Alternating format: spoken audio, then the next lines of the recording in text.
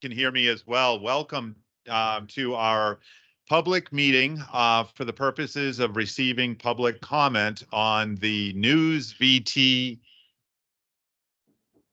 I hear myself twice on the News VT pretreatment permit amendment. So let me just talk about that for a second. We have a few slides to explain exactly why we're here tonight, but just to start with the very basics. So there is a pretreatment permit in place that was issued on January 1st of this year, January 1st of 2023.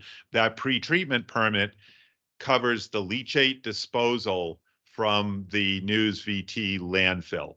So the pretreatment permit that's in existence covers that leachate disposal. It authorizes transport and disposal of the leachate to the Montpelier, Vermont wastewater treatment facility.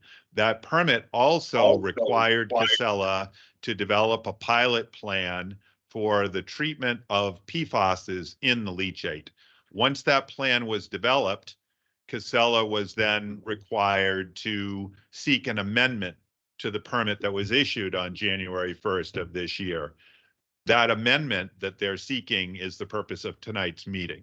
So the reason we're here tonight is to accept public comment on the proposed draft amendment for the pretreatment permit that then authorizes the pilot study and requires testing and other requirements of that pilot system that we'll talk about more in a little while. But that's the purpose of tonight's meeting, is to accept comments on the proposed amendment to the pretreatment permit. I should have started with introductions. I'm sorry. I'm Pete Laflamme. I'm director of the Watershed Management Division at the Vermont DEC. And with me here tonight is Dr. Amy Palachik. She's the manager of our wastewater discharge permit program, and Heather Collins, who is the pretreatment coordinator in the wastewater management program within the Watershed Division of Vermont DEC. So again, we're here tonight to hear your comments. The public comment period, as you may know, is open through December 20th, and we'll talk in a moment about how to provide written comments if you would like. There's a sign-in sheet when you first came in. If you would like to receive additional information, please sign up, give us your email address. We'll put you on a distribution list. The exits are self-explanatory. The restrooms are in the back of the building in the corner. When it's time for you to provide your comments, if you would like to do so, we've got our handy little microphone that we can bring around to you. We'd ask you to identify yourself when you do comment so that we can keep track of all of those comments. The meeting is being recorded. We're recording it on Teams. If you'd like online to make a comment, we will also call on you. We ask you to sign in by entering your name and your email address in the chat, and also to please online remain muted if you're not actually making that comment, so we can limit the background noise. And if you'd like to comment online when it's time, just use the hand raise function on Teams. For those that aren't familiar with that, out there in virtual world, about 2/3 of the way across the top of the screen from the left, you'll see a little hand and the word raise. Click on that. That will raise your hand, and we'll call on you, in the order that you do raise your hand. We're asking you, because there are a lot of folks online, we've got 50 folks now online, and, I don't know, 25, maybe 30 here in the room, to please limit your comments to 2 minutes. If you have extensive comments that you'd like to provide, please provide them in writing. If you'd like to just summarize those comments, we're going to consider all comments equally. So we'll consider the comments that you say verbally tonight, but we'll also consider longer comments in writing. But please be respectful, keep your comments short so that we do have time to go around the room and also to the 50 folks online. Could you advance? So here's how to submit a public comment. The main way to put a public comment in is through the environmental notice bulletin. It's the state's way of managing permits. If you just Google Vermont ENB, you will be brought right to the ENB sign-in page, and then that code up there on the upper right, PN 23-00222657, is the permit number. Not exactly the friendliest thing, I know, but it is the way that the state manages permit notifications and comments. You'll be able to pull down from that site all of the documents associated with the amendment being proposed tonight, the details of the pilot study, as well as copies of the various permits that are involved. You can also, as I said, if you don't choose to speak tonight or you have additional comments, you have until the 20th of December to provide those. You can do it by speaking at the meeting. You can submit electronic comments on the ENB. You can also send emails to our wastewater program at the Vermont DEC, and there is the address to send those to. Or finally, you can send postal comments, and there is the address as well. We'll come back to this slide and rest on it at the end of the meeting in case you want to write down any of this information. And so again, here we are, the amendment to permit 3-1406, which is the pre-treatment permit for the News VT landfill. When you look at the permit, the change sections, in other words, the amendments that we're proposing, remember, the original permit was issued back in January of this year. So we're proposing changes, we're amending the permit. You'll see those changes shown in bold italics so that it will be easy to spot the sections of the permit that we are amending. Comments on those sections that are being amended will be considered in the responsiveness summary when the final permit is issued. So what we will do is collect all of the comments. We'll adjust the permit if appropriate, or we'll provide responses to the comments received as to why we didn't do what your comment sought to have done. Comments outside the scope of the pre-treatment permit will not be addressed in the issuance of the final pre-treatment permit. In other words, they're beyond the scope. Comments around air and air emissions from the landfill. Jay Hollingsworth at vermont.gov. Jay is the head permitter for the Air Pollution Control Division at Vermont DEC.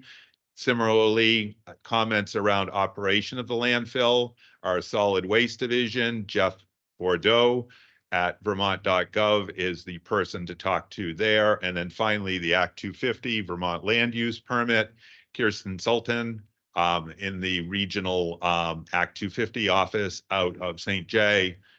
That's her email address. Everyone that makes a comment and provides their email address will be notified when a final permit decision is made.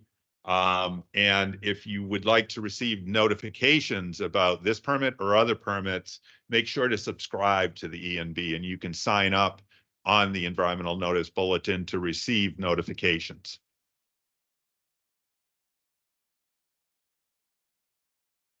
And with that, I'll turn it over to Amy, and she'll walk you through the highlights of the amendment. Good evening. Thanks for having us. So I'll basically walk through the leachate treatment condition requirements. Those are in condition 1A5 of the permit. So anything that is in my slides this evening that is in bold and italics are changed from the things that are changed from the permit when it was originally issued in January. So the condition 1A5 requires the implementation of the leachate treatment pilot plan that was submitted.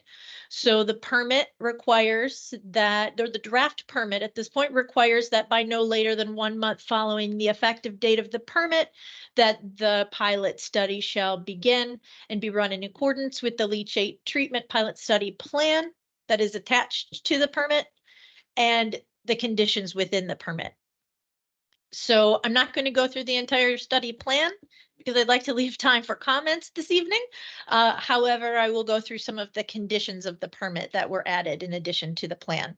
So the first is that the study shall be conducted for a minimum duration of 180 days. So that's about 6 months. Now, I know that there are concerns with the pilot study plan, but that was reviewed by DEC in conjunction with civil engineering consultants. Were a third-party expert that we put out a request for proposals and hired them through a competitive bidding process. They found that foam fractionation that is proposed to be used by Casella is an appropriate technology for landfill leachate. And also in their review requested that additional information that we sent those comments back to Casella and requested refinements to the pilot plan. And then once those refinements were made, that we accepted the plan and included it in the amendment that is out for public notice. And again, as Pete said, all the documents and correspondence around that are available on the environmental notice bulletin. So the permit requires that during the pilot study, 10 influent and effluent samples are required for PFAS. And then 6 influent and effluent samples are required for a list of contaminants that are essentially the priority pollutant contaminants that are required to be monitored by Montpelier and they're included in attachment B. And then also contaminants that are concerned for air emissions are in attachment C. And the permit defines the sampling locations within the pilot treatment system, essentially the inlet for where all of the untreated leachate goes in and the outlet for where the treated leachate comes out to be sampled. Only data collected during the pilot study can be used to meet the pilot study reporting requirements, and all data collected during the pilot study period shall be reported to the secretary. So if Casella were to measure more than 10 influent and effluent samples, then all of the samples are required to be submitted.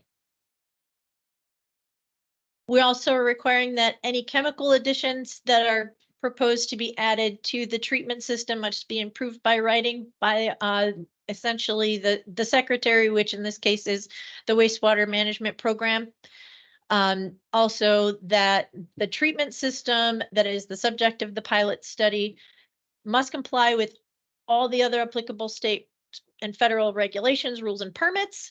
And as long as it is compliance with all of those, that the system may operate after the pilot study period is concluded. There's also requirements for Casella to monitor the influent, effluent, and solids at the Montpelier wastewater treatment facility during the pilot study. So that includes PFAS, some priority pollutants, and to do whole effluent toxicity testing to assess the effects of the pilot treatment on the influent, effluent, and solids at the Montpelier plant. Many of the reporting requirements in conditions 1A, 5, D, and E did not change. The major changes here were that by no later than 12 months following the beginning of the pilot study, the permittee shall complete the study and submit a final report. And the report must include a general summary about the effectiveness of the piloted technology in removing PFAS and other contaminants, determination of the achievable effluent quality, a description of all the sampling and testing performed, and that is includes other concerns of process control, performance, economic, and residuals data obtained. The report also must include an analysis of estimated air emissions. That is in addition to the amendment. Also, any problems that or limitations encountered during the pilot testing and cost estimates for the full-scale implementation. There's also an additional clarification of a special condition that restricts the discharge of leachate into the Montpelier wastewater plant when the facility is receiving wet weather flows. Because the Montpelier treatment facility does have a combined storm and wastewater collection system in certain parts of their city. And our desire to not have any leachate that is received by Montpelier to pass through the system faster than it is designed to treat contaminants. We clarified the requirements for communication and the understanding about how the discharge may not occur when the facility is receiving a flow rate that exceeds, that is approaching its maximum design flow rate. So that's my short presentation, and at this point, we'd like to open it up for comments. As Pete mentioned before, we would ask that you please keep your comments focused on the pre-treatment permit amendment, those bold and italic sections. If you please state your name clearly when making a comment, and we ask you to please keep your comments to 2 minutes or less so that everyone who has the desire to make a comment has the opportunity to speak. We appreciate it. And for those folks online that would like to comment, because of our technology limitations, we're not going to do what we have done in the past, which is bounce back and forth between online and in the room. So we'll start off with comments in the room for those folks that showed up. Pass the microphone around for any of you that would like to make a comment, and then we'll turn then to folks online. If somebody else in the room has an additional comment, we'll do one final sweep through so that folks online can hear the comments that you're making in the room. I'll pass the microphone around, and if you could just pass it amongst yourselves. For others, if you want to make a comment, please feel free, just raise your hand and we'll get you the microphone. So somebody want to start?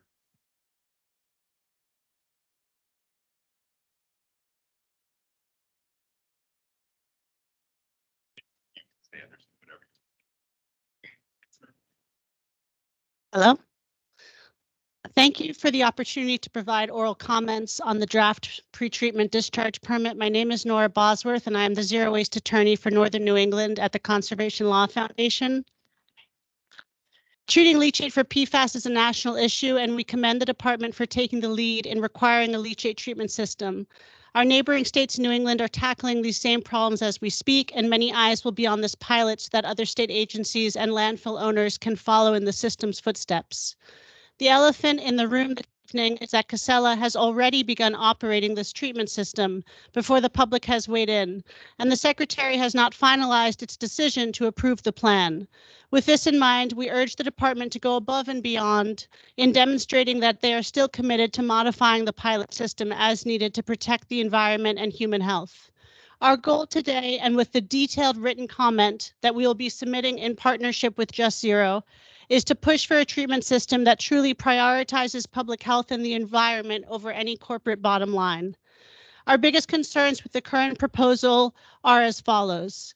Firstly, Casella is proposing a standalone treatment technology, foam fractionation, that is wholly inadequate. Foam fractionation will not remove certain short-chain PFAS compounds that are known to be toxic and that the EPA has signaled they will begin regulating soon. Foam fractionation will not remove PFAS precursors, which we know convert into regulated PFAS, meaning those within the Vermont 5, when they are processed at wastewater treatment plants. This failure to remove such precursors risks undermining the entire stated goal of the pilot.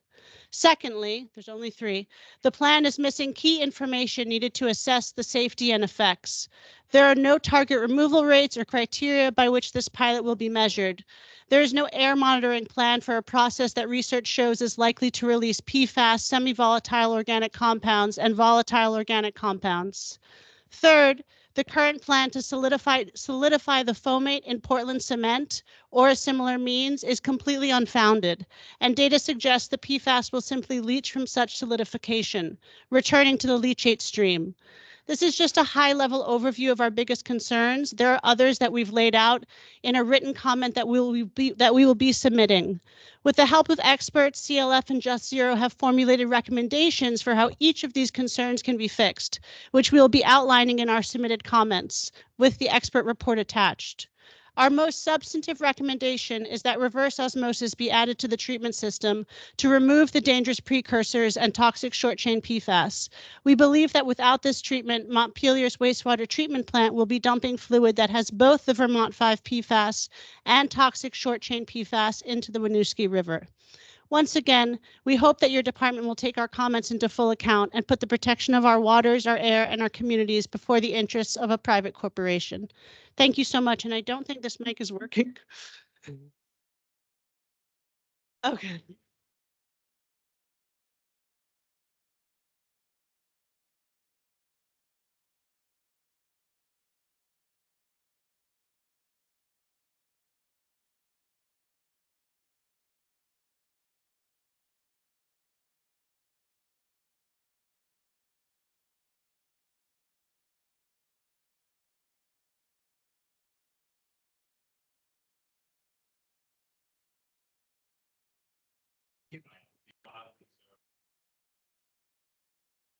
Thank you for the opportunity to speak. My name is Walter Medwid. I live in Derby. My comments relate to mostly to location. And the location is predicated on the fact that the landfill will close in 15 years if it's granted a permit to continue operations. And I'm concerned about the fact that there's $1 million on the table. The $1 million investment is going almost to history, as opposed to the fact that additional landfill sites have been identified and will have to be used once this landfill no longer is in place. And those new sites will be generating leachate. Why are we suggesting that a leachate treatment facility be established for a facility that is about to close, if you will? I know it will continue to produce leachate, but that leachate should diminish over time as the other online landfills come on board and start to produce leachate. Why not have a central location for the leachate that is designed for the future? These are public dollars. I think we have a responsibility to use those dollars that really looks to the future and those additional dump sites and the leachate that will produce, as opposed to continuing to build infrastructure at a site that its lifetime is about to end in the near term. So I thank you again for the opportunity to speak, but this really, no one in this room or no one online does not want the treatment. It is the location that really is the critical point here. Thank you.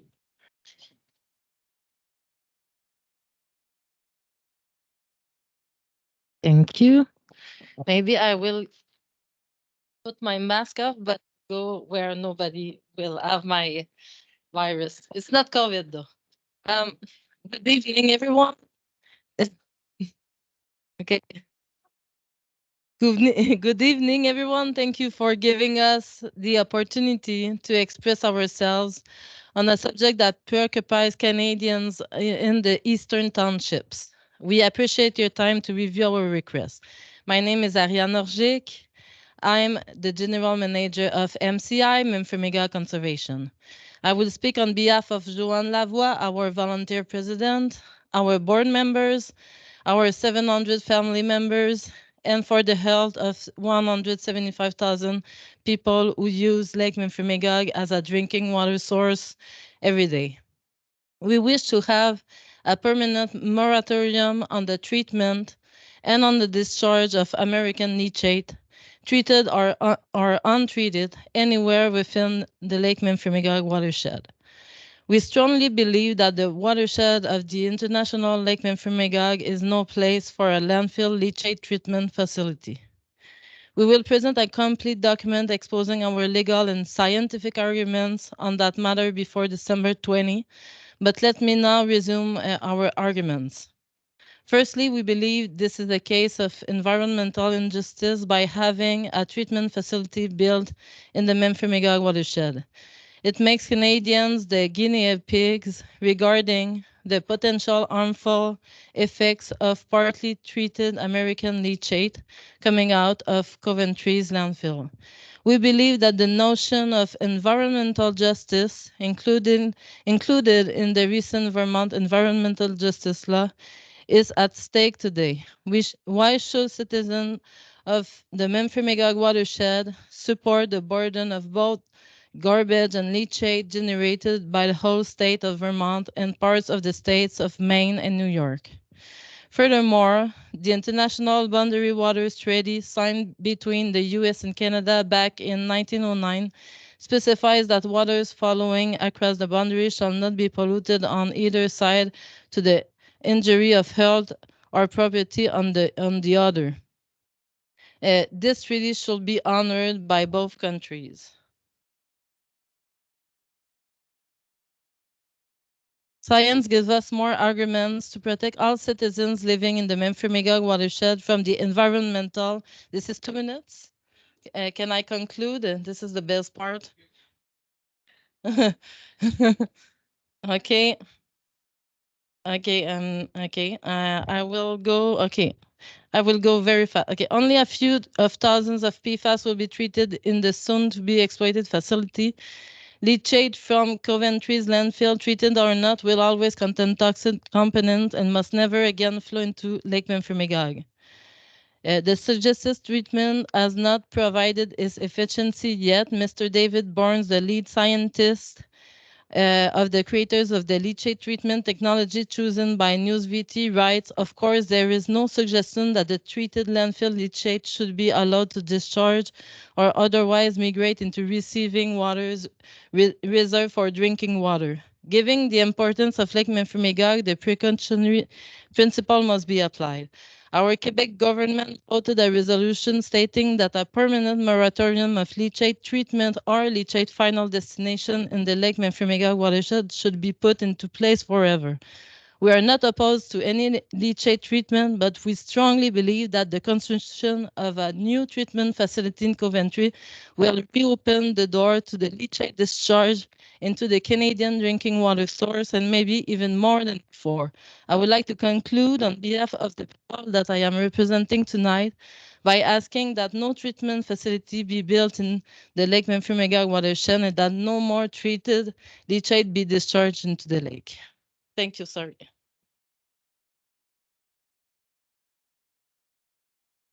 My name is Robert Benoit. I'm a Canadian citizen living on Lake Memphremagog.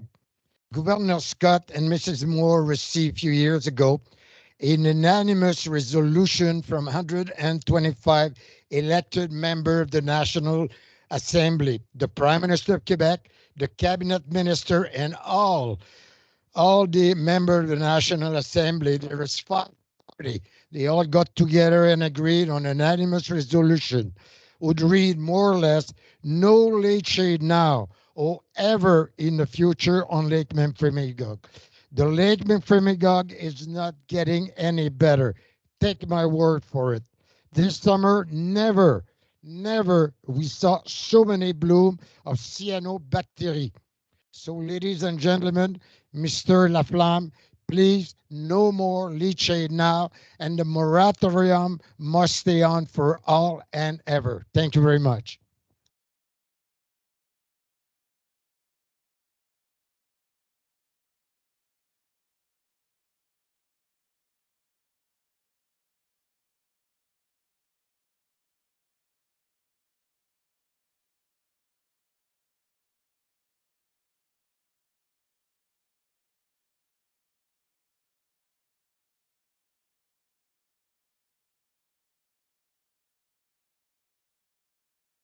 In this room and all this jewel of danger, private Coventry landfill.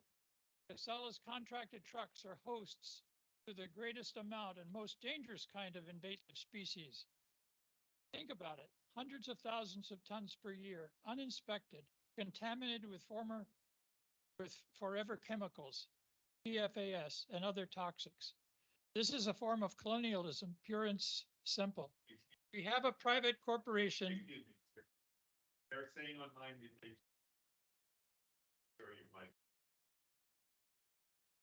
say, or maybe a little bit closer to the thing. Maybe just by holding it closer. They say online they couldn't hear. Okay, I'm sorry. No.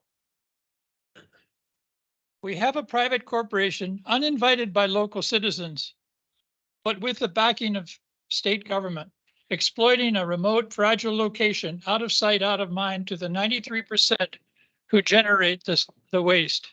Okay, thank you, Father. 175,000 Canadians, including the cities of Sherbrooke and Magog, depend upon Lake Memphremagog as their drinking water source. In short, we have a 129-acre Vermont outhouse on the boundary to a neighbor's drinking water well. Where is the common sense? we are here tonight because the state and the owner does not know what to do with its toxic leachate.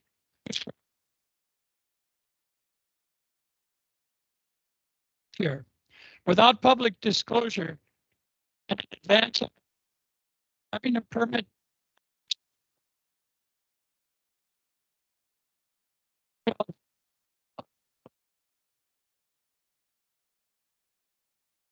at landfill leachate.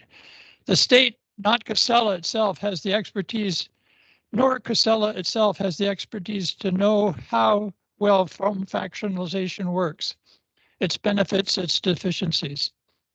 I am supportive that pre-treatment of landfill leachate is necessary, but it should not be done privately. It should not be done on this site at the landfill, at this fragile ecological location. It should be done in an upgraded public facility such as the robust wastewater treatment plant at Montpelier, located closer to those who generate 93% of the waste. It should be done as part of a sophisticated treatment train with equal attention to the permanent encapsulation of highly contaminated PFAS residuals in a vault, not put back into the landfill. We were promised transparency in this review by the state, yet the project is up and running in advance of any permit discussion. I'm abridging because I tried practicing and it went 4 minutes. As public schools are foundational to the education of our population, so too are essential public works like water supply and wastewater treatment, foundational to our public health. They are cornerstones to our nation's high standard of public health. In an age of privatization and deregulation, we are prone to forget that history. We forget at our own peril. The right to clean water and wastewater and drinking water, publicly owned and operated, is a basic human right.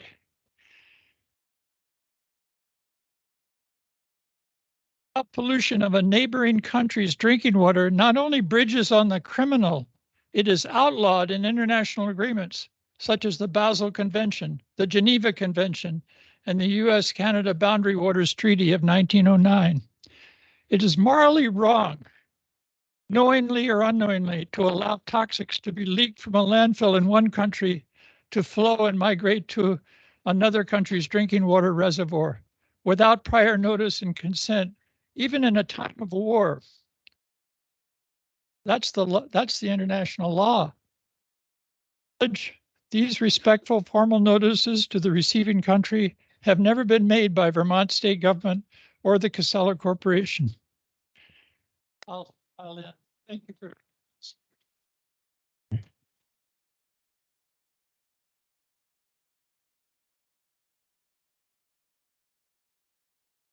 Pam. Good evening. My name is Teresa Gerade, and I live in Newport. I'm a member of DUMP, but I'm speaking tonight as a citizen of Newport and a lover of Lake Memphremagog. I fully support the treatment of leachate to remove PFAS and other contaminants, but I am strongly opposed to any treatment or discharge of leachate in the Memphremagog watershed. Isn't it enough that the only active landfill in the state is located in the Memphremagog watershed and up to 600,000 tons of solid waste is dumped there every year? Isn't it enough that the groundwater collected and tested from underneath the landfill has already been shown to contain levels of PFAS and other contaminants? Furthermore, this contaminated discharge has been pouring into the watershed for years. Isn't it enough that strong odors carrying contaminants are often detected by residents living near the landfill, and winds coming from the south carry those odors into Newport City? Isn't it enough that the current leachate collection system is not adequate for our extreme weather? This past July, the level of leachate surpassed the allowable flow rates. We risk catastrophic environmental damage if any of the pumps and sensors vital to the operation fail, and they do. Ask the folks in Bethlehem, New Hampshire, what happens when instrumentation fails and there is no one watching to stop the 154,000 gallons of leachate from pouring into the Ammonoosuc River.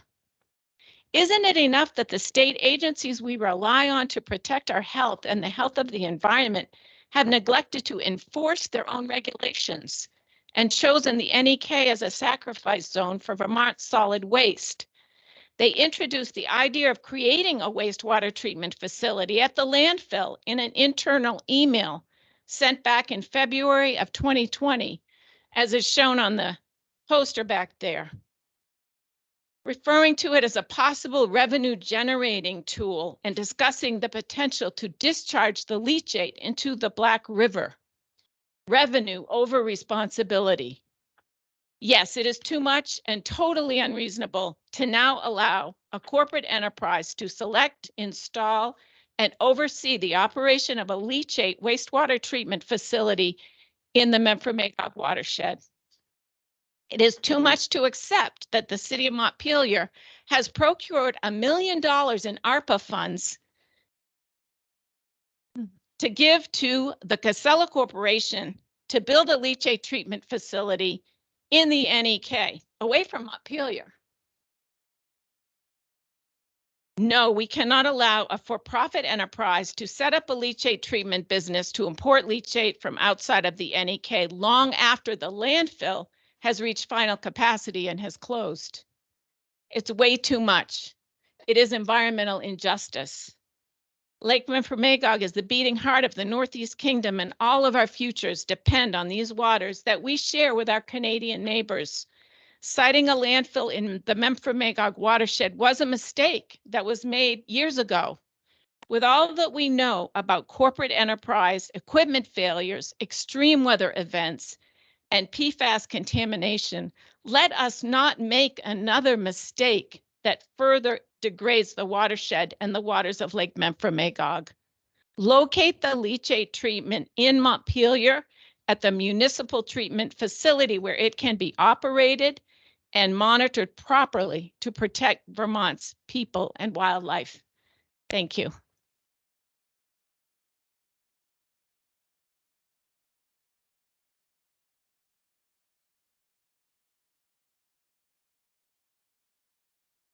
Hi, I'm Peggy Stevens. I live in Charleston. I'm also a member of DUMP, but I'm also here just to represent my own personal comments.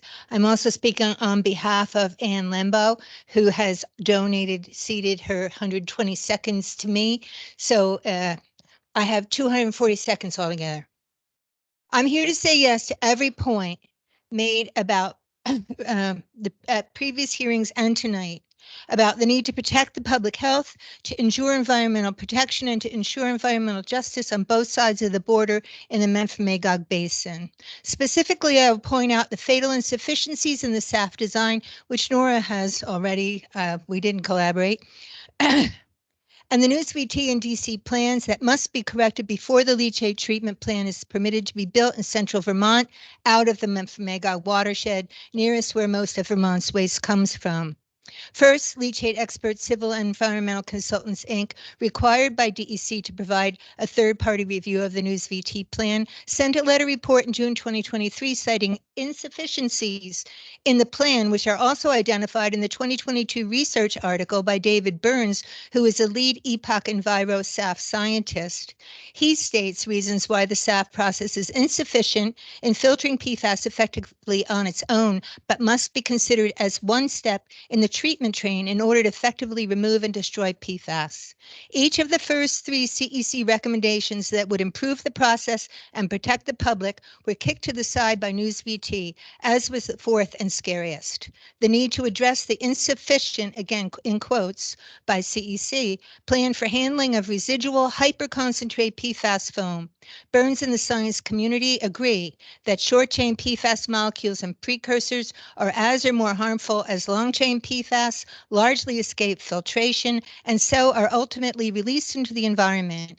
It's for this reason, as Ariana's already quoted, and I'm going to repeat it, David Burns writes, "Of course, there's no suggestion that treated landfill leachate should be used directly as potable water or allowed to discharge or otherwise migrate into receiving waters reserved for drinking water. Burns and the entire science community say highly toxic PFAS-laden residuals must be destroyed," this is in quotes, "utilizing a range of destruction technologies, including supercritical water oxidation, among others." In response to this cited insufficiency, News VT says that residuals will be combined with Portland cement and placed in the landfill. And he wrote that in a letter to Amy Polzek, repeating it 5 times. I thought it was pretty rude. Science says this is totally unacceptable. That cement is porous and both absorbs and releases PFAS when exposed to water. What are the credentials of News VT staff to so arrogantly ignore the recommendations of experts? The technology is not up to the task, the News VT plan even less so. It is insufficient on its face.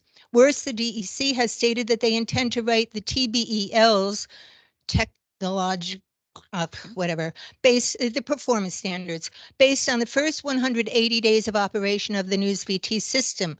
Which 180? The 180 before the permit was issued or after? TBLs are derived by using EPA guidelines and standards, which there are none, or using best professional judgment on a case-by-case basis. Whose best professional judgment? Leachate treatment experts CEC, or EPOC Enviro lead scientist David Burns, or the private corporation that has a history of environmental negligence and violations throughout New England? Recall the 154,000, again, I'm repeating, gallon leachate spill in Bethlehem, New Hampshire a few years ago? The same staffing pattern that existed there and then is written to the News VT plan today.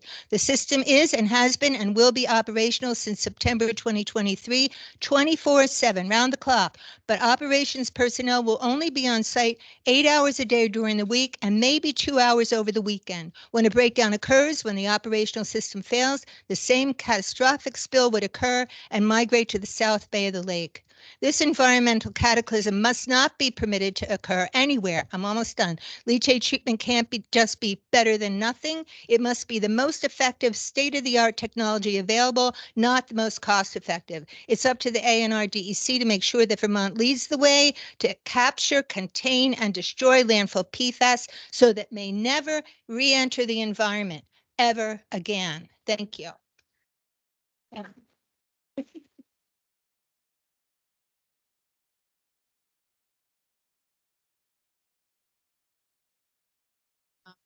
I'm Susanna Bowman. I live in Albany. I just basically have a question, which is, hi, I'm from Albany and I have a question. Are you, Amy and Heather, I guess, as the science people here, are you keeping up with the latest researches and the articles and things about how to get rid of particularly PFAS or not? Because there is a lot of new stuff that's coming out, and the person who is the third party expert that people have been referring to, who I don't know who it is, I assume you know who it is. What do you think of them? Do you think they know what they're doing, or are they just somebody that got hired for the job? You know, I mean, there's a lot of information out there, and most of it says we don't know how to do it. You do know that. Most of it says we don't know how to get rid of this stuff, but we're working on it, you know, so. Well, I was hoping for an answer. Really?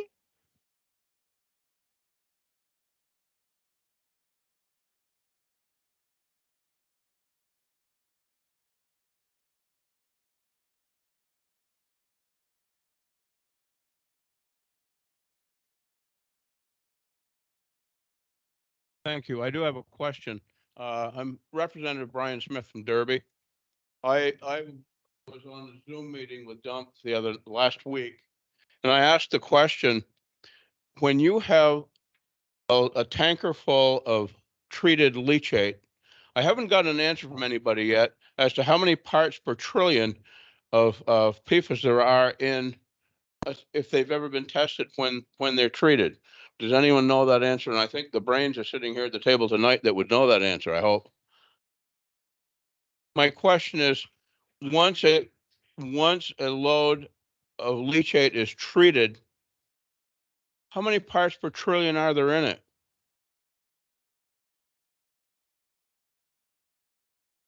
When it's ready to be dispersed and not in Lake Memphremagog?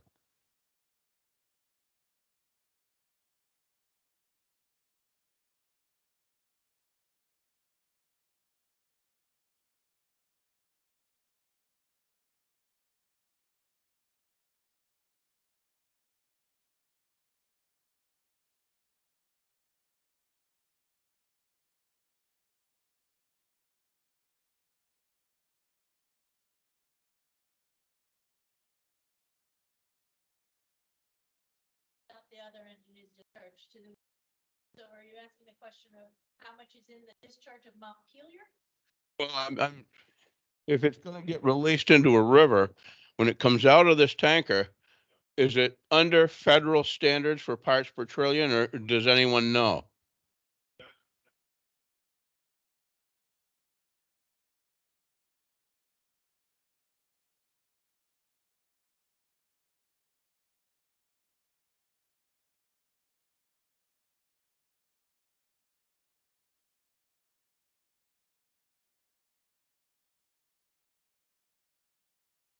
They're thinking at the end of this month, they're gonna update the drinking. Right now, we have a drinking water standard of 20 parts per billion. Yep. For the 5 most common PFAS. So that's our standard right now here in Vermont for drinking water. We don't have a water quality standard for ambient waters. The EPA is also working on that. They have draft standards out right. Those draft standards haven't been finalized. Those draft standards are magnitude greater than the. So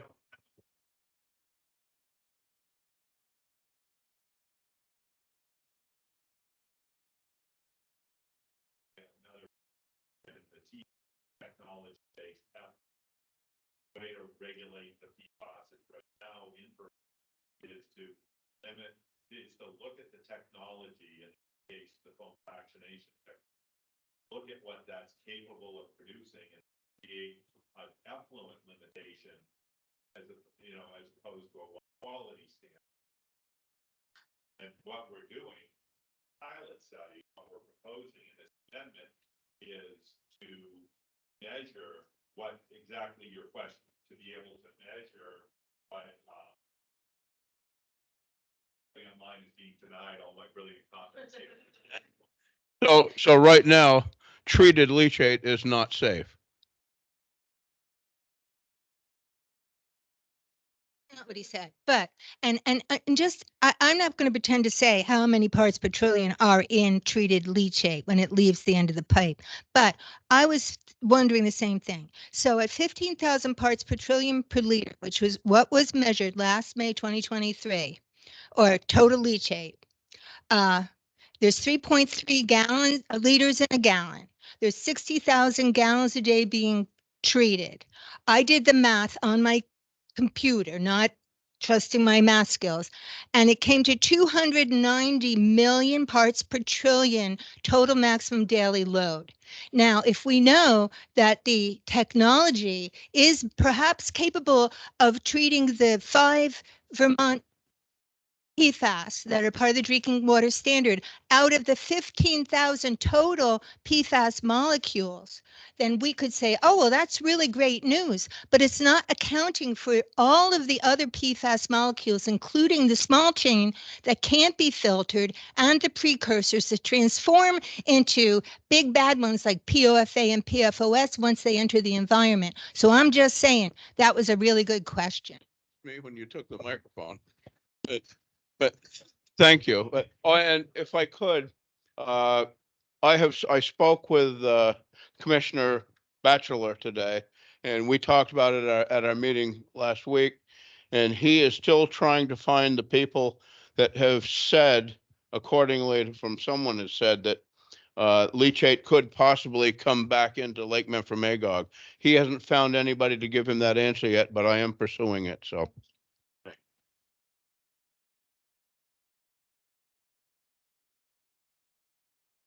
Hi, my name is Jillian Staniforth. I am a Canadian citizen. I'm an American citizen. I live here. I feel very badly about this entire situation for the lake, for the watershed, for the people of the Northeast Kingdom. Casella has been nominated and crowned as the jury, judge, and executioner of our environment. The state of Vermont seems okay with that. I'm not sure why. This may sound a little harsh, but this is the reality that every one of us who lives here in the Northeast Kingdom faces every day. I do have a question. If Lake Memphremagog is considered a drinking reservoir, so it's drinking water, is the standard of treatment for whatever leachate effluent is produced at this facility going to have to be consistent with drinking water standard? Because what I've heard is effluent and drinking water have different standards, and that drinking water is much higher. Given this is drinking water, why are we putting effluent into it when the standards are completely incompatible? My last comment is I've attended these meetings for some years, and different people from the ANR and the DEC and various scientists have sat in front of us, and you know way more than I do about science. I've yet to hear one person at the state level ever even suggest, let alone admit, that there's harm being done to this environment. And I think this is willful blindness. I think it is not transparent. I think it is disingenuous. And given that Casella is now treating since September without this permit even being in place, the level of trust is not here. If you can't tell us the truth and you can't admit that there's harm to this lake, whether it's in the context of this permit, the many permits that have gone before, there is some real problem here in communication.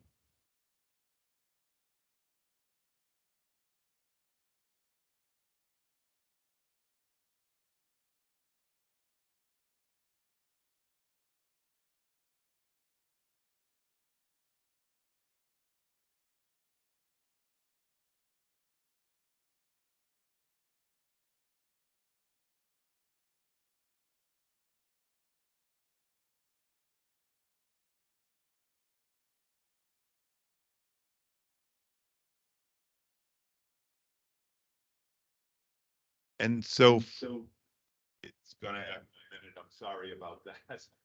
Folks online, John Barrow, please go ahead. Hi, this is John Barrows. Can you hear me okay? Can you hear me okay? Yes? Yes. Yeah. Excuse me, I can't speak too well. The previous speaker brought up something that's critically important, the level of trust. I followed this issue for 3 years, and from everyone I've spoken to in the kingdom, there's no trust in the state's handling of the permits and the Casella dump, and there's no trust of the way Casella operates the dump. And tonight I heard from the attorney for the Conservation Law Foundation that this pre-treatment project is already operating without a permit. So my question is, how did the state allow this to happen? Has this process been stopped? What is the explanation? What is the penalty? And how can we trust you now that you've allowed this to happen? I'll wait for a response. Don, are you still there? We can't hear you any longer. Did you hear my question? Did you hear my question? Yeah, hang on a second. So. Speaker.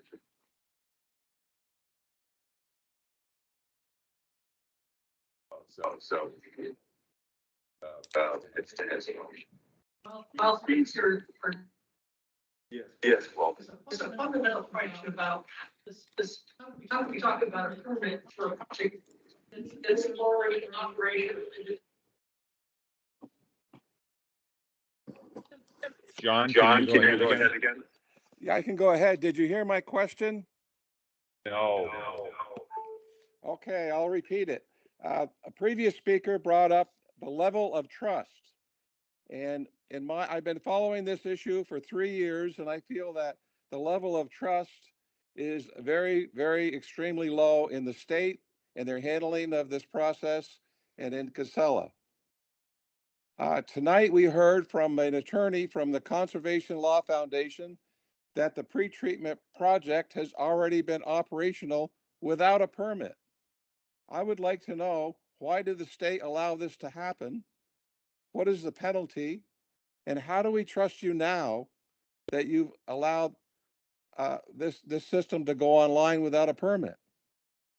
Can you explain, please? I'll wait.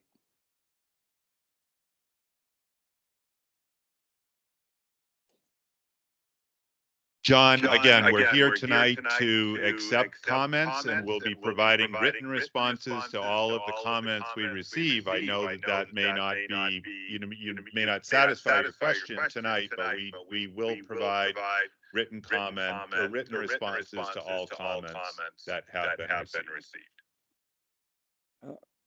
Am I still on the line? You are.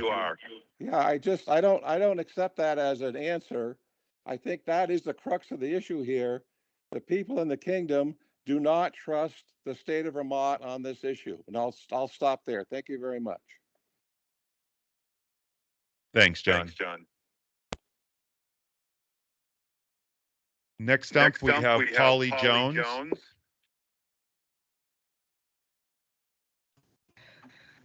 Can you hear me? Oh, Yes. Polly. I've got a bad echo.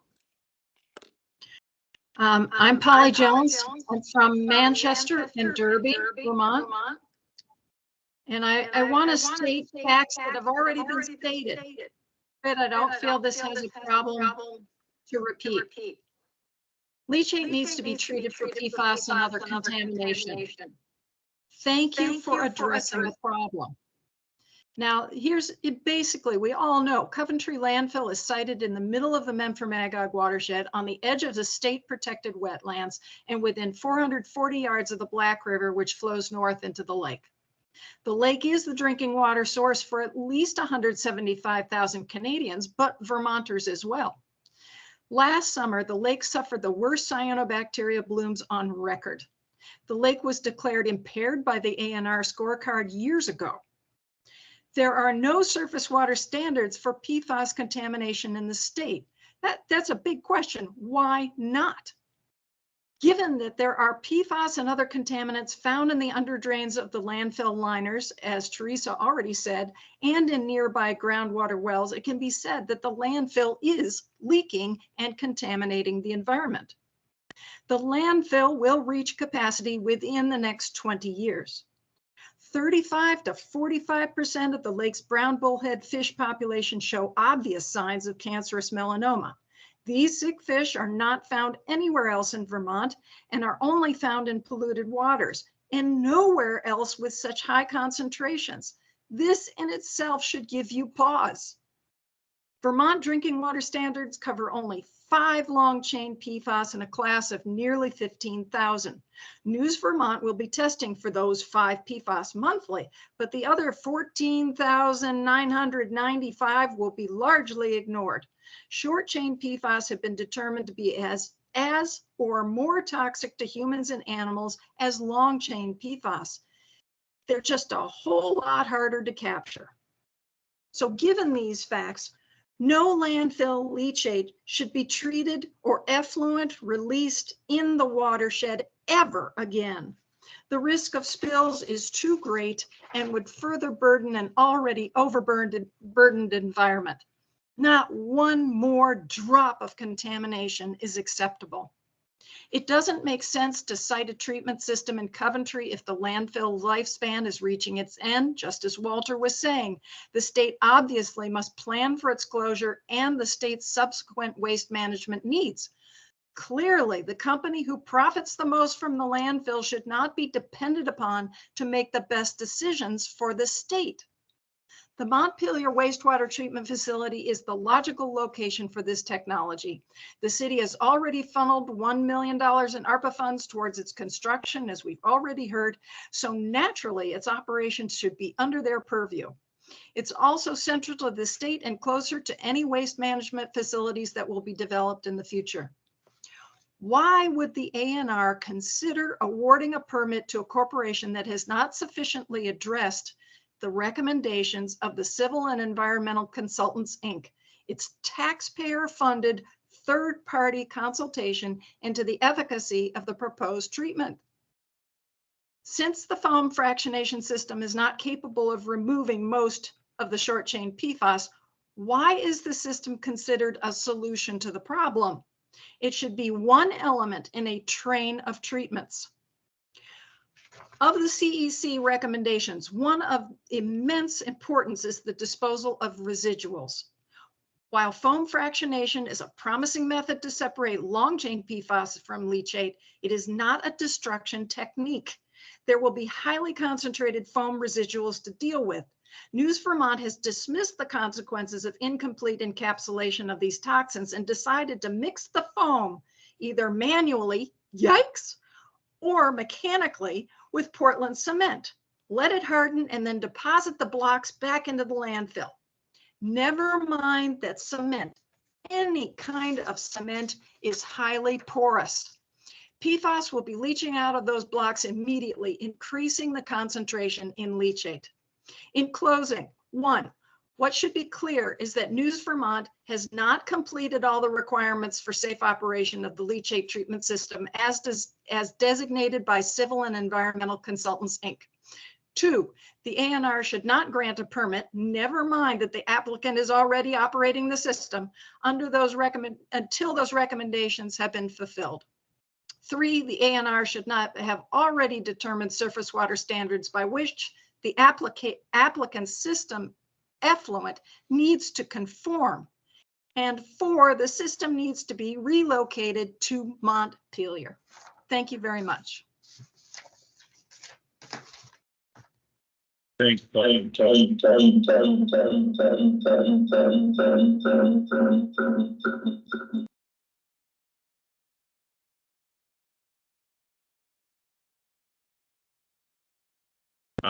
The next speaker is Haley. Haley Jones.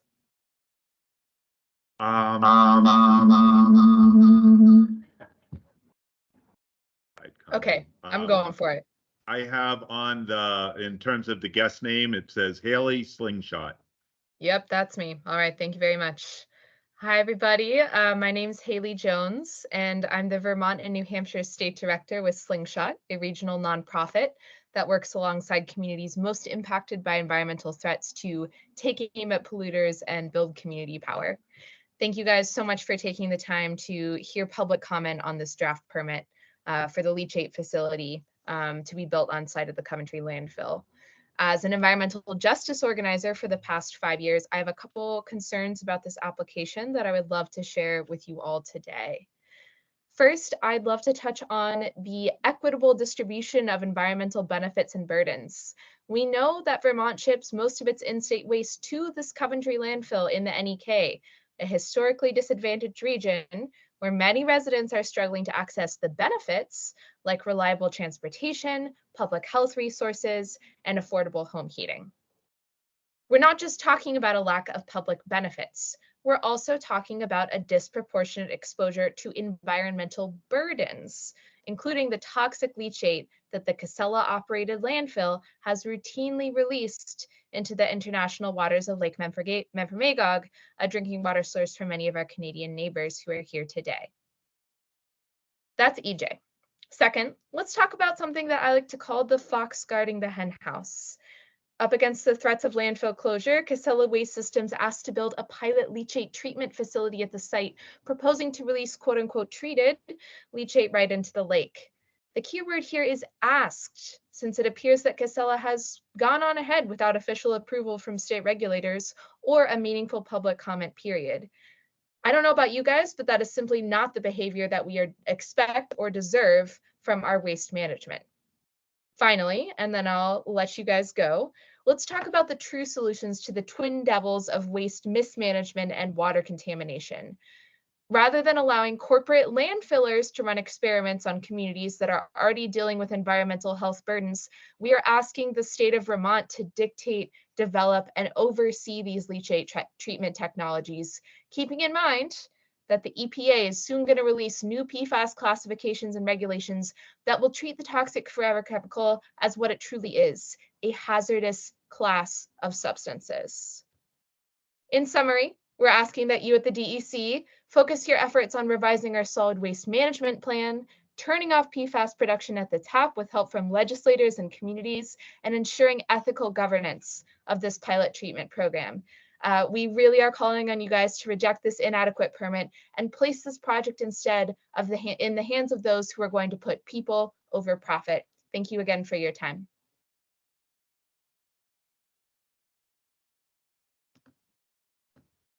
Thanks, Haley. Next up is Marguerite Edelman.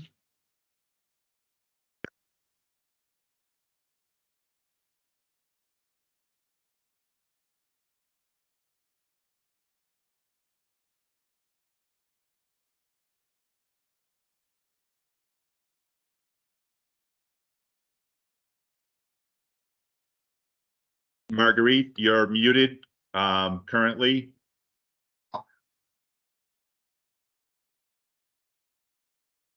In the upper right of your screen, there's a little icon that says MIC under it, a little microphone. There you go. There you go. I got it. I'm sorry about that. My name is Marguerite Edelman. I'm the coordinator for the Vermont PFAS Military Poisons Coalition. And I want to just begin by saying that I support many, many of the points that were made this evening by the many advocates here with questions about the pilot project and the leachate remediation methods that Casella is talking about using. But I want to go to another point. And the fellow who asked the question about why should we trust you now and the whole trust issue is something that I think is really important. I track a lot of media stories, and I know that lobbying and chemical companies and companies have so much money that they can pressure what they want to see happen in ways that we as a public cannot. And by not answering our questions and by saying that they'll all be answered or responded to in the later document seems to me a way to kind of stifle democracy in ways that I think are really dangerous. I have read many of the summary reports from these kinds of meetings, and the answers just are all the same. And basically, my question is, how many people in the public does it really take for you, the state agencies, to listen to us? What do we have to do? We see these meetings often. We come out of our way to them. We write up long comments, which I didn't do tonight. And then they're just pushed aside when you issue your report and respond to what was said. I have seen very little change ever made from these public hearings.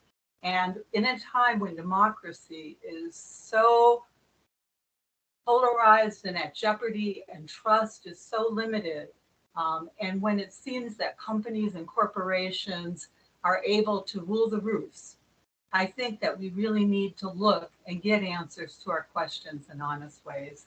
And that's really all I want to say. I agree with everything everyone said, but I am hopeful still in this day and age that we as citizens can make a difference. Thank you.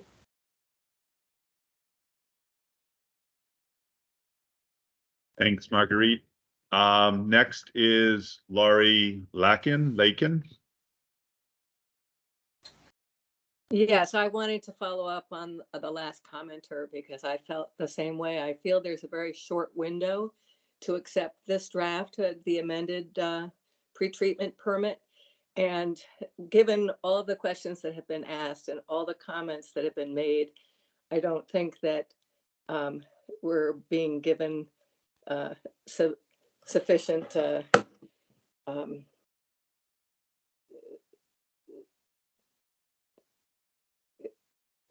understanding of what's happening. That's all I have to say. Thank you. Thank you, Laurie.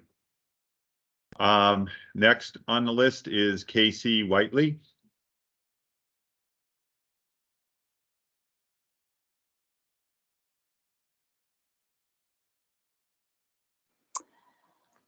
Can you hear me? Can now. Okay, great. My name's Casey Whiteley. I'm a Montpelier resident.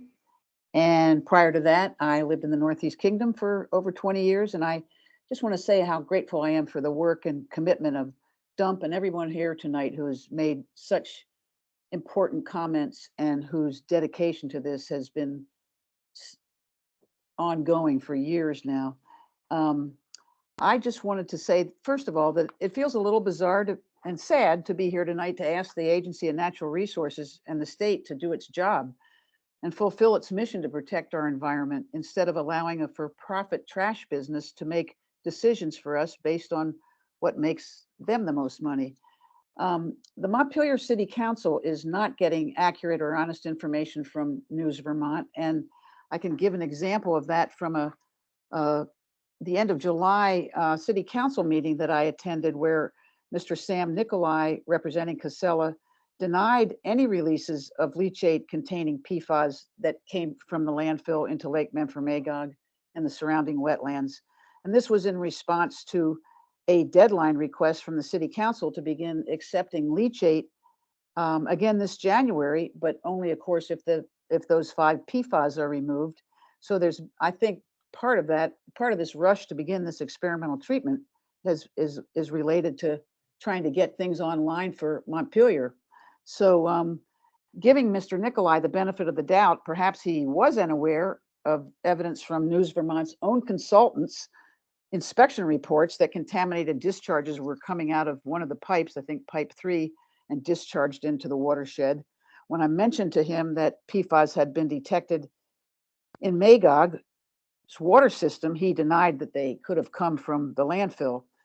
That denial is untrue, and I think because the information received from Casella has been accurate at best, I'm asking and working with my City Council representatives to fully investigate these issues before accepting News Vermont's assurances that the safety of the leachate we're going to get after July 1st.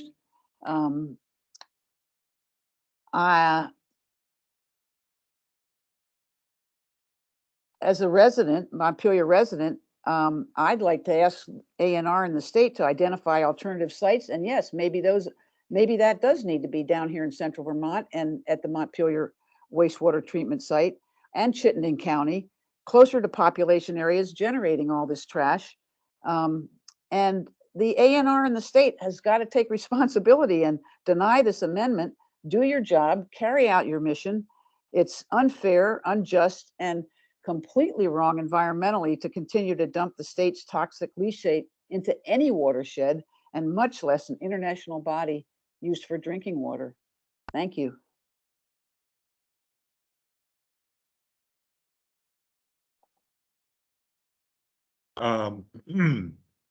Lindy Sargent is next.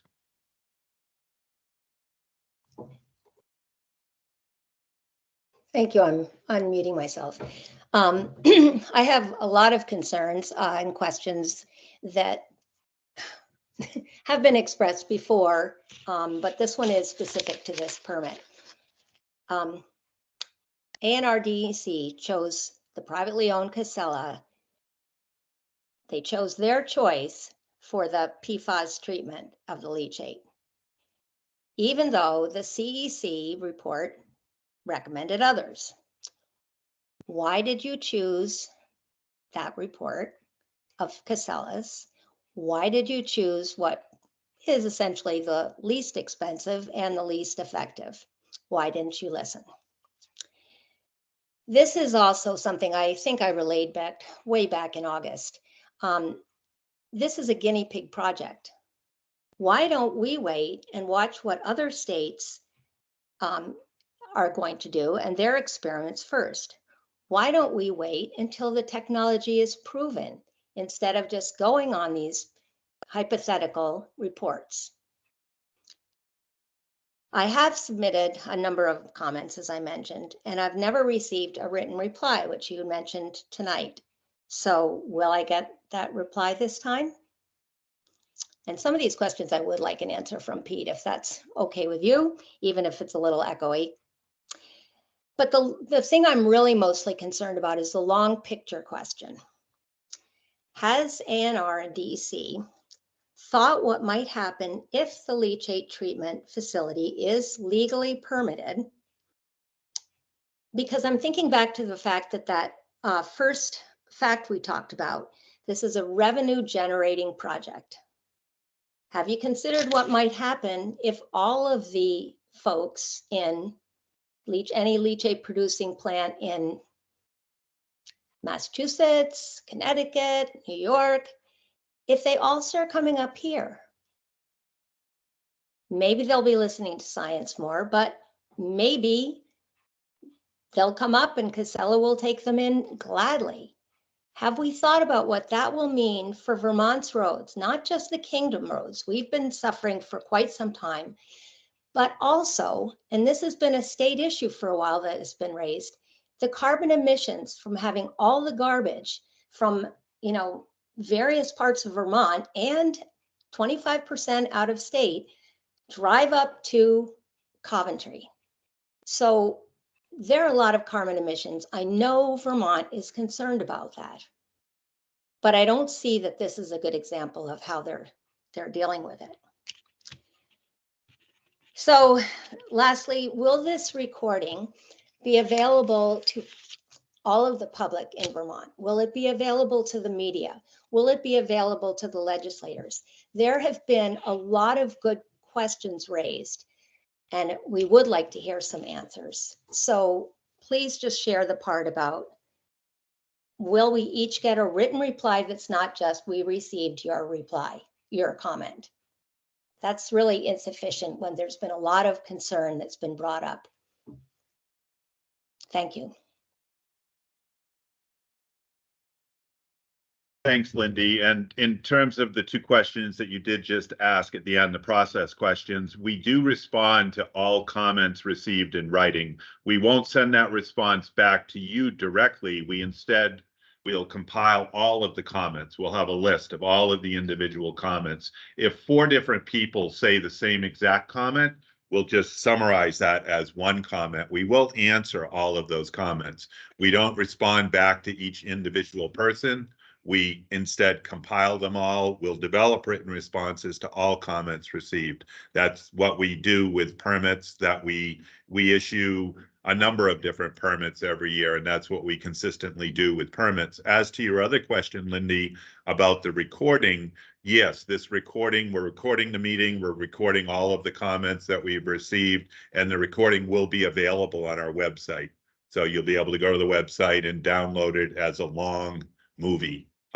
And you'll be able to watch it, and others that were unable to attend the meeting tonight will be able to hear the comments and listen to the entire meeting. So those two things, happy to respond to. And just, I'll editorialize for just a moment.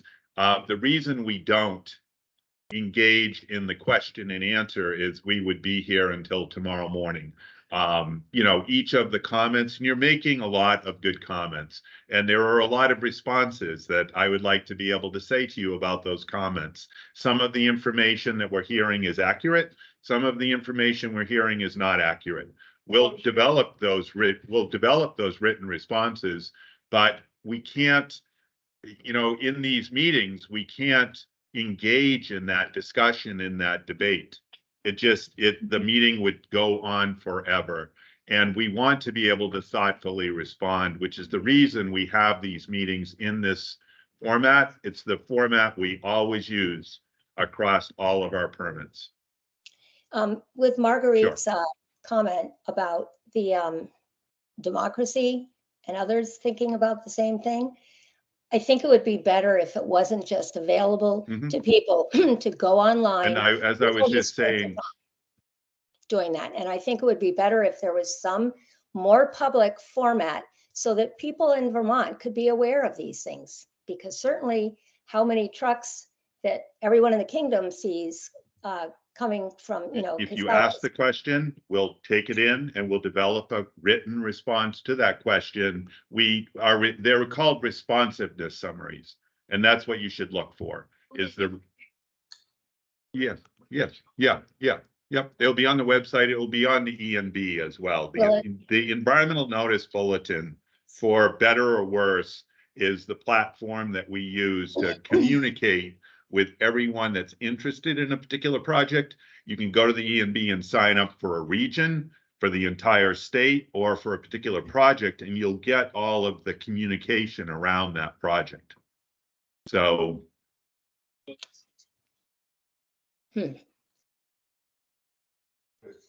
Somebody has a question.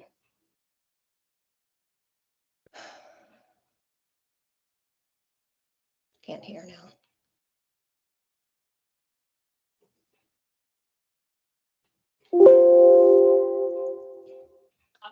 This appears to be disconnected. Yeah, I'm happy to say that, Walter. I'll say that because I know it's irritating a lot of people, and I'm really sorry. I apologize if this format irritates people, and I can see that it does. And I can see there are a lot of people that care really deeply about this project, about the lake, about the environment, which is why we go to work every day too. So I appreciate all of those concerns, and I'm sorry that these formats cause you frustration. That's not our intent. As to the question you just asked, Walter, which several different people have asked, the existing permit out there for Casella does not prohibit them from operating in a way to remove additional pollutants. The system that they're operating is removing additional pollutants. It's removing PFASs. They're operating the system in a shakedown mode. They're optimizing the removal of those pollutants. This permit that we're here talking about an amendment to put in place the pilot study will require operation and monitoring in the way that the permit describes so that we can look at exactly how the system is operating. But that doesn't preclude them from doing something ahead of time to remove pollutants. They're not adding anything to the waste stream. They're removing PFASs. And so the existing pretreatment permit does not preclude them from doing that. They're doing that consistently with the ability of their existing pretreatment permit. The pilot study is to put a set of brackets around and collect data, all of the data we need to be able to evaluate exactly how efficiently that system is removing the pollutants so that we can develop the technology-based effluent limitation that then will govern how we treat leachate in Vermont. So that's the sort of the difference between what they're doing today, what they've been doing since September, and this pilot study. The comments we're hoping to receive get to sampling and monitoring and how we're going to calculate the T-bell, the technically based effluent limitation. So as you can tell, I can go on about this stuff. Again, we'd be here till tomorrow morning if we engaged in the conversation. It's better for us to go back and take a few weeks to be able to develop written responses in this same way to all of the comments received.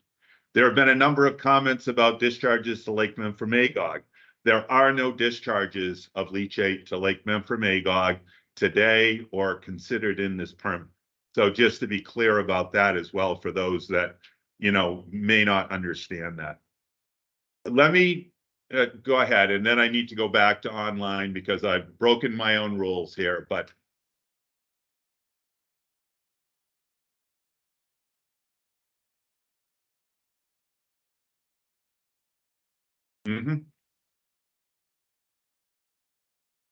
Yes.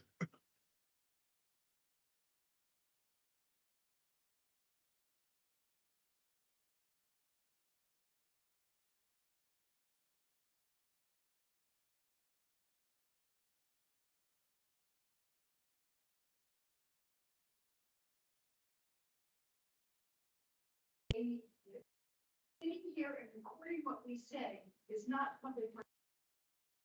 Making our comments, formulating responses, and coming back and presenting them to us is public participation.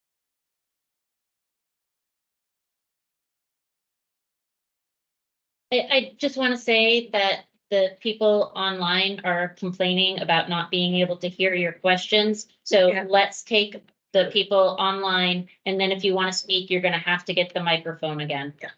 And, So and perhaps through the feedback. transcript. Yeah. So online, next up, we have Peter Blair.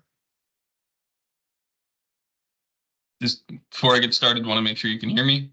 Thumbs up or any indication. All right, looks good. Good evening. My name is Peter Blair. I am the Policy and Advocacy Director for Just Zero, which is a new environmental advocacy organization focused on implementing just and equitable solutions to toxic waste disposal systems. I want to begin by recognizing the importance of this permit and the steps the Agency of Natural Resources is taking to address the release of PFAS into the environment from landfill leachate. It's no secret that Vermont's existing system for managing leachate does nothing to address the fact that we know this material contains extremely high concentrations of toxic forever chemicals. The development and piloting of a treatment system is an important first step in reducing the release of PFAS from what is a known but under-regulated source. In fact, it is extremely likely that the results of this pilot plan will have significant regulatory impacts not only in Vermont, but as well in other states and at the federal level. Vermont is not alone in trying to address this. The EPA has recently announced plans to develop new effluent limitation guidelines and pretreatment standards for landfill leachate, and the Agency of Natural Resources has already acknowledged that you will be using the results of this pilot plan to develop technology-based effluent limits and/or PFAS pretreatment standards for landfill leachate. Given the importance of this permit and the impact it will have on the development of subsequent regulations, it is imperative that the agency develop the pilot plan and make sure that it is designed and operated in a manner that is both forward-thinking and protective of public health and the environment. And unfortunately, as currently drafted, the pilot plan and pretreatment discharge permit fail to do that.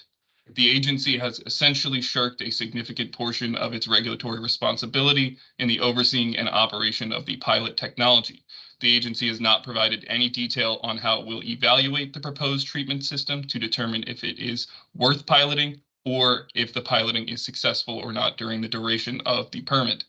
Instead, the agency has given Casella near exclusive control over the development of the technology and the operation of the system, which again is going to impact future regulation. This is unacceptable and inappropriate. Casella is a private regulated entity, one that will be directly impacted by the regulations that the agency is intending to develop based on the results of the piloting. Rather than giving Casella an unlimited license to develop and pilot technology without guardrails, the agency should take a more active approach in overseeing the pilot project. This would include establishing criteria so we can understand what success looks like. At a minimum, this should include basic components such as what effluent concentrations are considered successful, whether the treatment technology can effectively and readily achieve these target effluent concentrations, whether the treatment system can address conventional, non-conventional compounds, including additional PFAS that are likely to be subject to future regulation, the quantity of the residual waste, the concentration of the residual waste, and whether that waste can be effectively remediated and managed, and whether the system can be scaled to a larger implementation. I know we're short on time, so finally I will note that we have serious concerns about the foam fractionation system as proposed. As Nora has suggested, we will be submitting detailed public comments alongside Conservation Law Foundation that explain our concerns with the proposed pilot project. Thank you for your time and consideration. Happy to answer any questions. Thank you, Peter. I'm not seeing any other hands raised online. Before we go back to any additional comments here in the room, is there anybody else online that would like to comment at this time?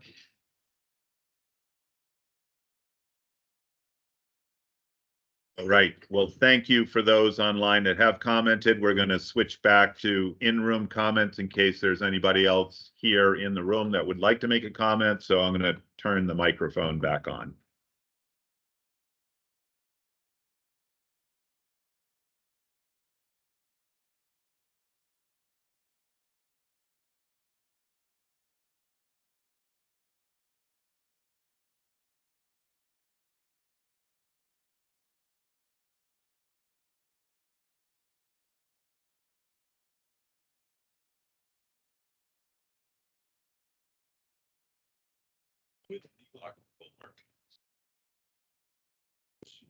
The mic is for It's not for here. the online people, yeah. David Bradshaw, Charleston. I swim numerous lakes in the Northeast Kingdom, Willoughby and Echo being my favorites, but I do not swim Memphremagog and have been at it for 50 plus years. I propose a logic-based challenge. Prohibit deposit of waste in Coventry landfill until fish in the Black River swim cancer-free.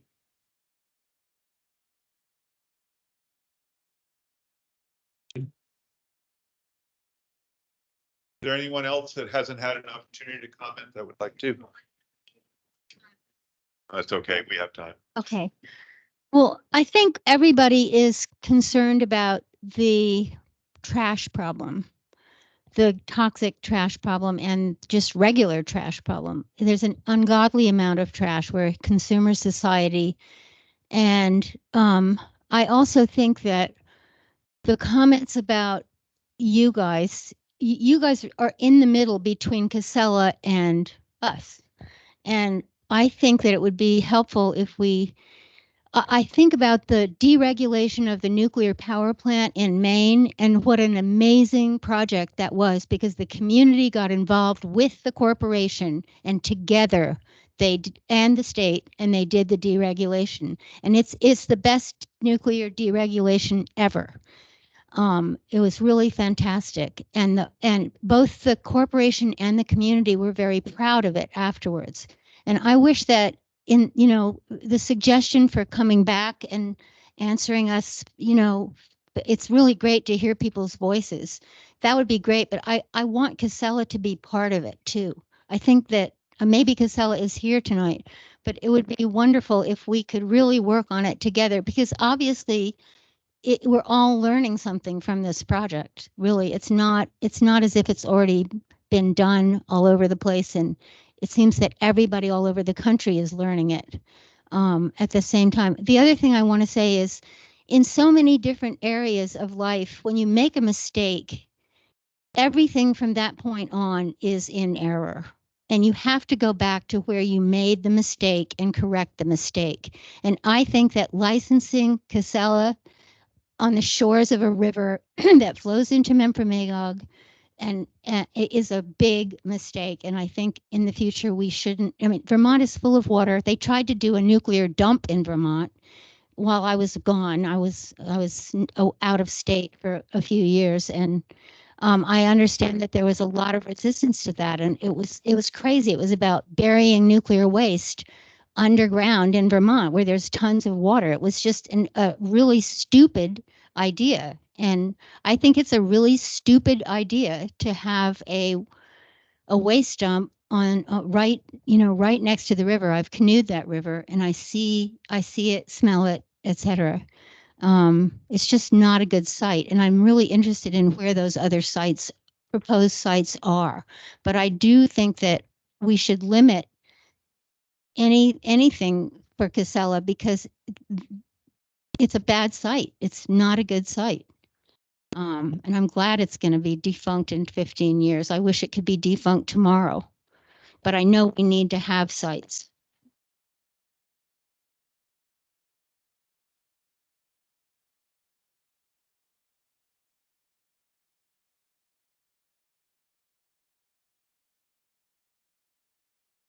Just been sitting here trying, like it's cognitive dissonance. I've been trying to understand what you said, Mr. Laflamme. You said that the existing permit, the one that was issued in January, allows, permits the unpermitted sap treatment, right?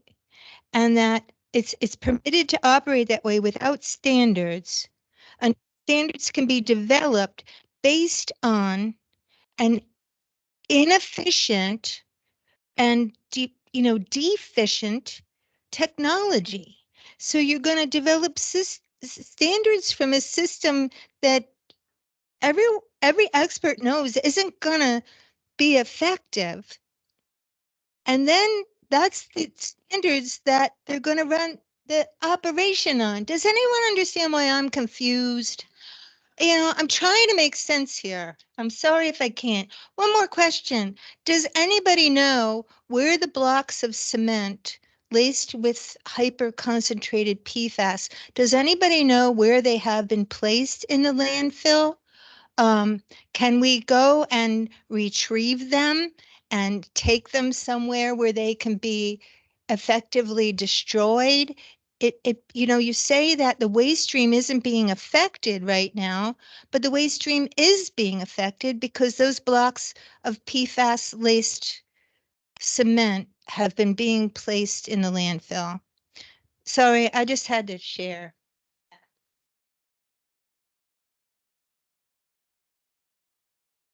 I wanted just to get back on what Ann said about perhaps reporting back in person, but I don't think it should be you. I think Commissioner Batchelder and Secretary Moore needs to feel the community, needs to understand the pain the community feels, the injustice the community feels about this. This is not a local issue.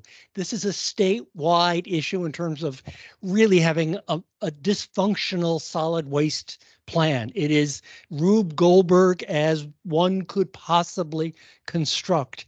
And I think it demands that Secretary Moore and Jason Batchelder represent the agency and as you said, Pete, we feel deeply about this. And when someone behind the door makes the decision, it builds the distrust that I think others have referenced here. And so I would implore you to implore Secretary Moore and Commissioner Batchelder to deliver the results so that we can absorb and we can process and perhaps we can vent as well. But if they're behind the door, behind the curtain, that also is injustice and it's unfair to you, and that shouldn't happen in Vermont. Thank you.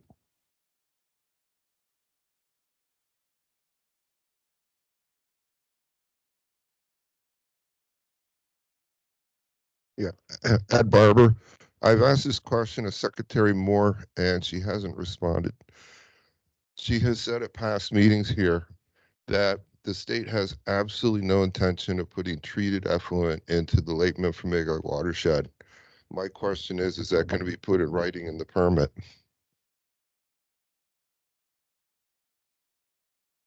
The secretary has told us in the past that that state has no plans to put treated effluent into Lake Memphremagog watershed.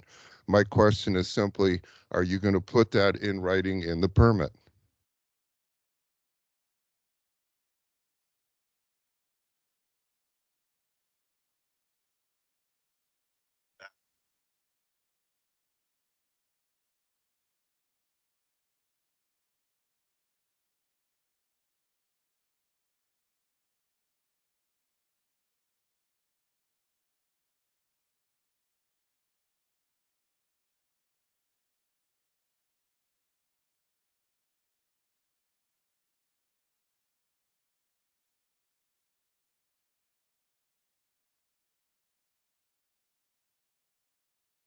Mr. Barrows?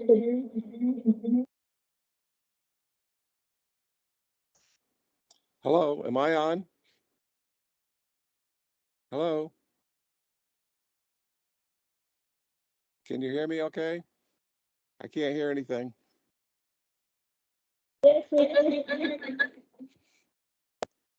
Yeah, I can't hear you on my end. Why don't you do it? Hello?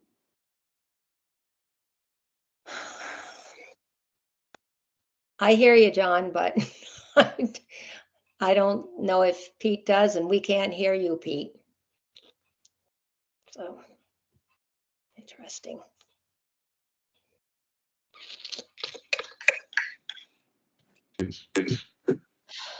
John, we can hear you. Can you hear me now okay? Yes. Yeah, I had a question for Pete. Yeah, that word preclude. Now, you mentioned that the permit in January didn't preclude Casella from putting in the pretreatment facility early and started operating it. So I was wondering, I live in South Burlington and I got a permit to build a garage. Would that preclude me from building a swimming pool too? Because in my permit for the garage, it doesn't mention anything about the swimming pool.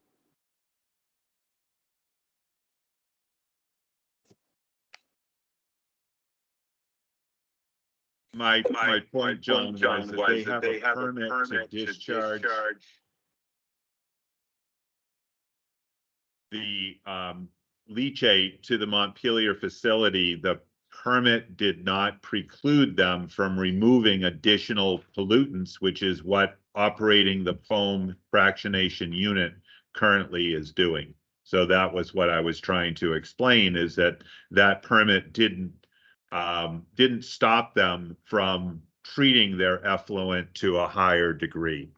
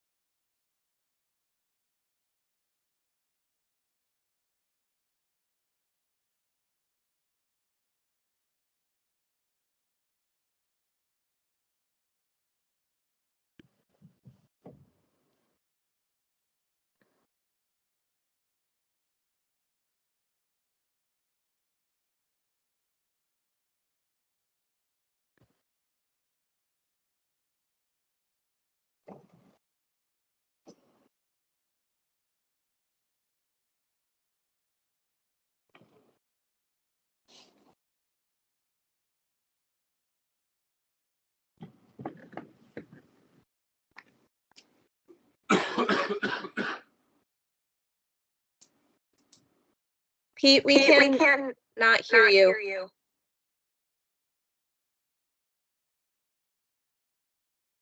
Thanks, Caitlin. Yeah, I was responding to a question here in the room, and the question was essentially, are they allowed via their permit to put those blocks of cement that they're making with the fractionate, are they allowed to put that back into the landfill? And does this permit authorize that? My response to Walter was that the solid waste permit that governs operations of the landfill it allows that to happen. So the solid waste permit governs what can and can't go into the landfill, and apparently it does allow that.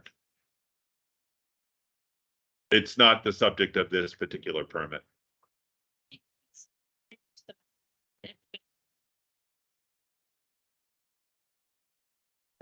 Well, and they're complaining it's not meeting public meeting laws, so. It's up here. If you would like it, you can come. Oh, I'll take it.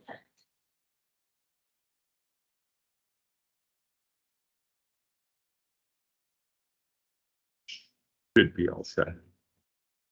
Hi, so you said they could put the cement blocks containing the foam fractionate back into the landfill. That's correct. Is there a standard for that, or can they just do whatever they want? Do you know what, how contaminated these cement blocks are.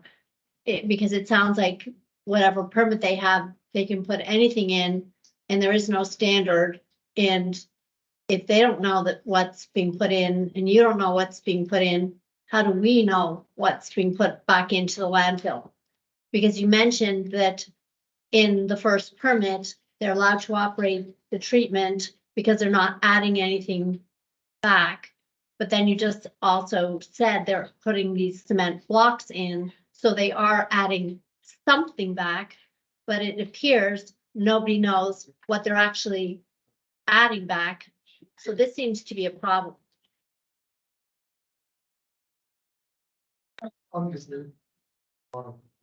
You have a question, another comment is?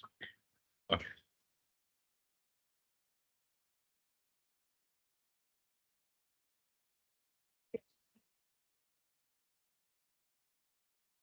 Right in the room, please.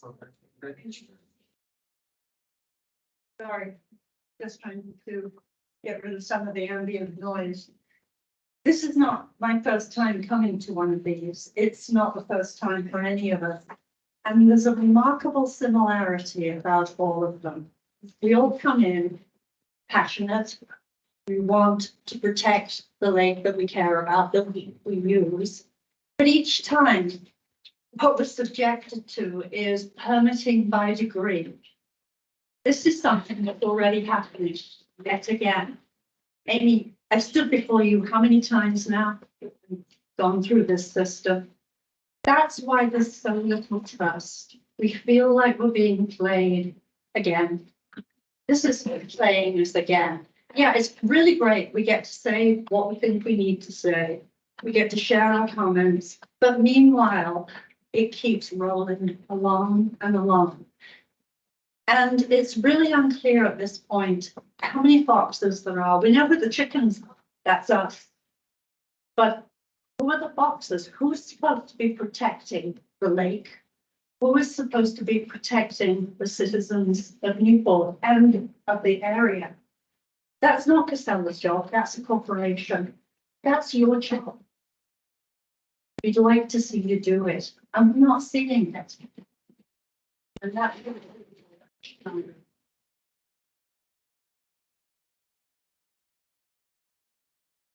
We're running short on time. Any other comments? Anything new, folks? Hi. Yeah, just want to make sure everybody has a chance to say an original comment, then Henry, we go back. I'm Claudia Rowe. I'm still concerned about the fact that people who seem to think that if you put the PFAS in the cement, it's not going to stay there. And so the whole idea of the permit said that nothing additional would go back in. If the way it was operating before this time when we're doing an exploration of doing it a new way, where was the PFAS going that came out of the leachate? Was it going back into Lake Nymphomagog like this would? The leachate, yeah. I mean, the leachate that was prior to the treatment system, the leachate was going to the Montpelier wastewater treatment facility a while back. Several years ago, it was going to the Newport wastewater treatment facility, which discharged to Lake Nymphomagog. Now, the only treatment facility authorized to take the leachate is in the state is the Montpelier, Vermont wastewater treatment facility. Okay, but now it's going into the land. The leachate treated will go to Montpelier, Vermont. The concentrated PFASs that come from the treatment. So the treatment separates the PFASs from the leachate. The PFASs would be mixed with Portland cement, as the current proposal would be mixed with Portland cement, and that would be put back into the landfill, into the line portion of the landfill, along with the other waste that gets put into the landfill. And this permit does not regulate that. That is the solid waste certification that is issued by the Solid Waste Division. It's been going on. Oh. That's their solid waste certification. Is that what let them put the trailer there then? That's their Act 250 permit. So the blue trailer is permitted by the Act 250. And the blank building where the trailer was, the treatment's supposed to go, I thought that's what was permitted. That's that. They can, the changes to their site are regulated by Act 250. And the Act 250 permit is talking about a building, but the trailer is not in the building. Not yet. They Not haven't right. built the building. They're in the process of building the building with the intention to put the trailer inside of it. We do have an online comment again. Anybody else in the room? Henry, do you have, if it's a written comment, Henry, and you're going to submit it, please. Okay. Great.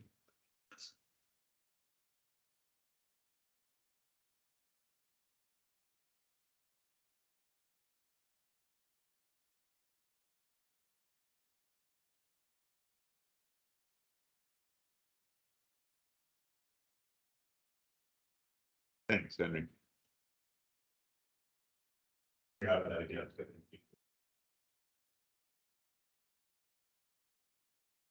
And now we'll switch back to online. Lindy, you have your hand up.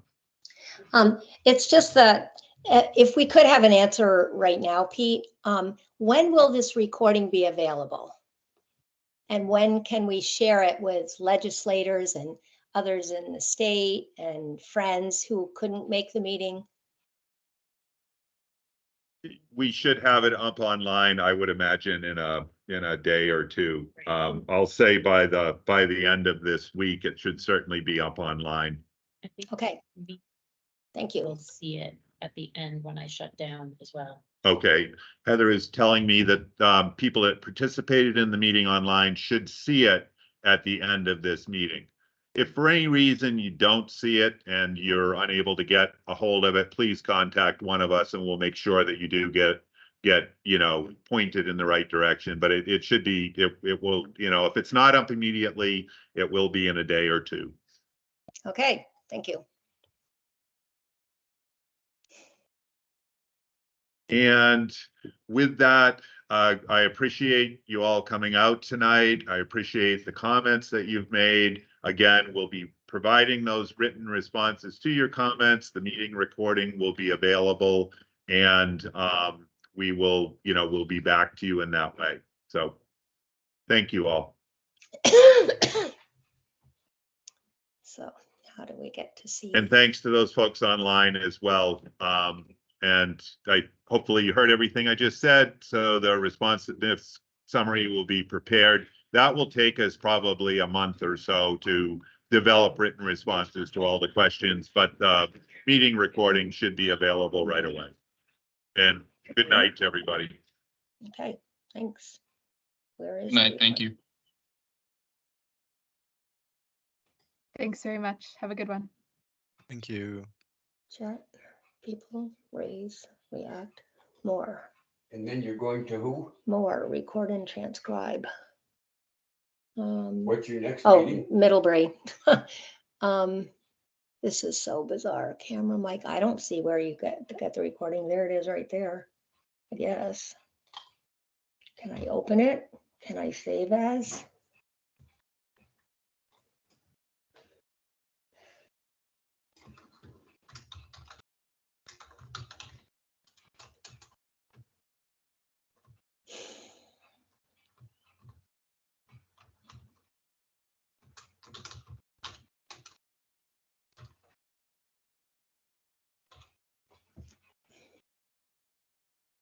On the desktop? Yes. I don't know what it's going to look like. Bill guest, chat.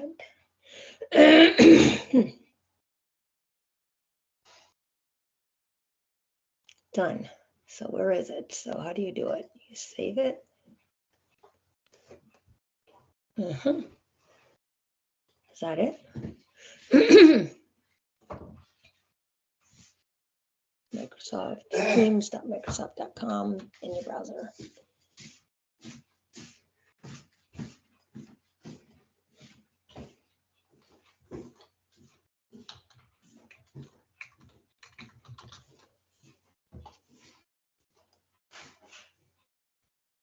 Mhm.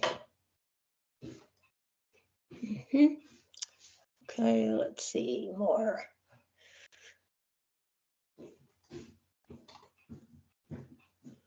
Save as, search images, reload.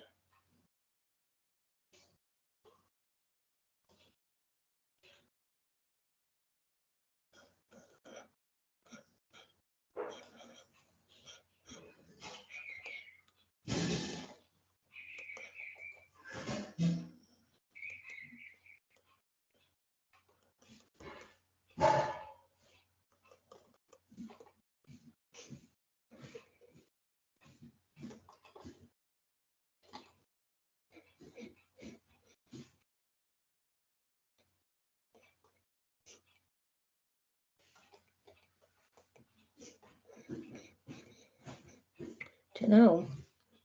We'll see if that works. Don't know, don't know, don't know, don't know.